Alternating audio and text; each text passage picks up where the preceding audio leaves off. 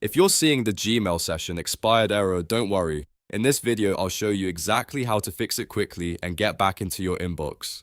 This is a common issue that can happen when Gmail session data gets stuck, your browser cache becomes outdated, or your login needs to be refreshed. The good news is that most of the time, you can solve it in just a few simple steps. If this video helps you out, make sure to hit the like button and subscribe for more quick tech tutorials. Alright, let's jump in. First, open your browser and go to mail.google.com. If Gmail opens but you're stuck on a session expired screen, the first thing you should do is sign out of your Gmail account completely. Sometimes the session gets interrupted and signing out clears the broken login state. Once you're signed out, sign back in using your email address and password. Make sure you enter the correct account details and complete any verification steps if Google asks for them. After signing in again, if Gmail still doesn't load properly or the session expired message comes back, the next step is to clear your browser session issues. On your browser, click the three dot menu in the top corner, then go to Settings. From there, look for Delete Browsing Data. When that window opens, make sure you select Cached Images and Files, since old cached data can cause Gmail to keep loading an expired session.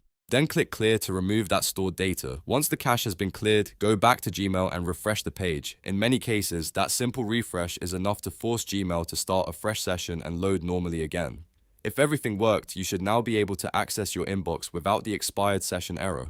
This fix is especially useful if you use Gmail in a browser for work, school, or personal email, and you want a fast way to get back in without changing any account settings. If you want more easy troubleshooting videos like this, don't forget to subscribe and hit the like button if this guide helped you solve the problem. Thanks for watching, and I'll see you in the next one.